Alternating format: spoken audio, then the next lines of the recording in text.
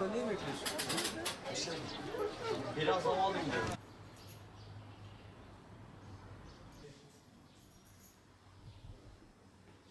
Onu bekliyor herhalde. Şunu çekimimizde.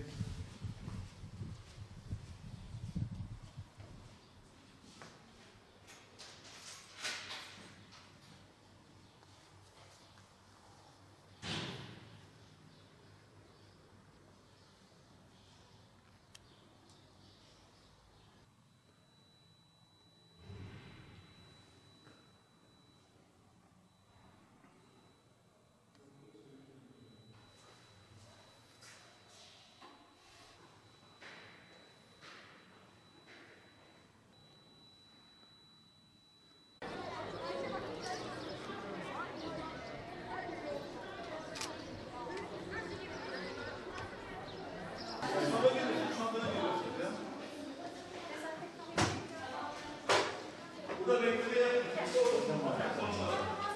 Kimse dolaşmıyor.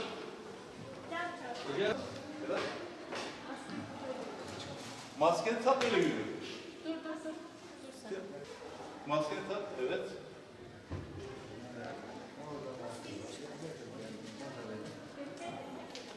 En yakışıklı öğrencini çekiyor şu an.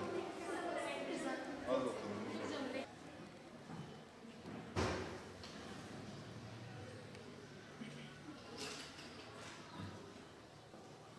Geç canım.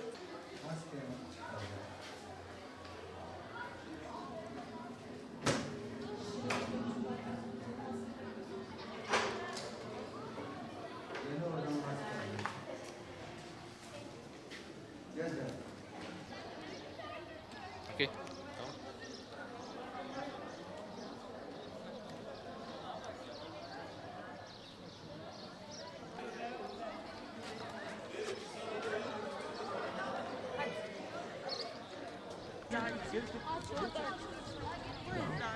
Sene.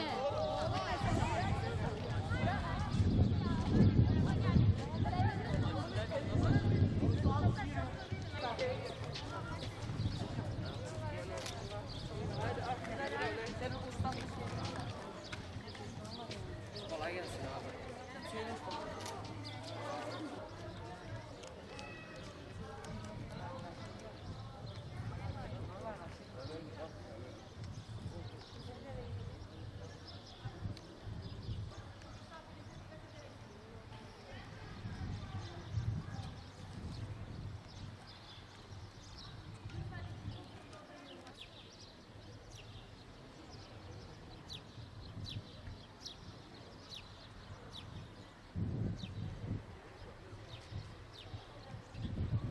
Aslında birinci dönemden beri hazırlandığımı söyleyemem ama ikinci dönemin ortalarında hazırlanmaya başladım. Çok günlük çok soru çözmedim.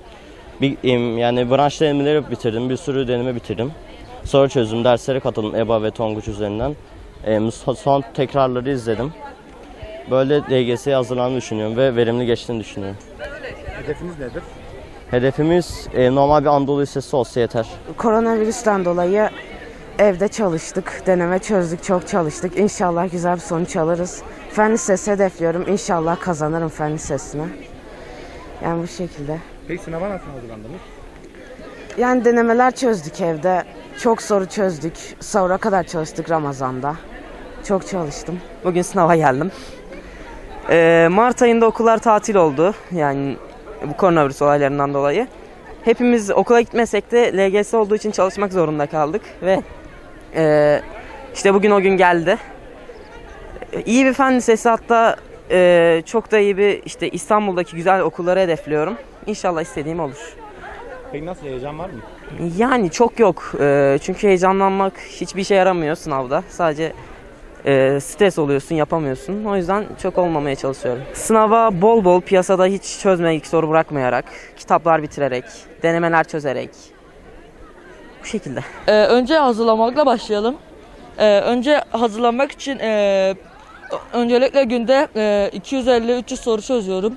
Sonra işte konu tekrar falan yapıyorum. Sonra başka İşte şey olarak sınav okul olarak fen lisesini istiyorum inşallah.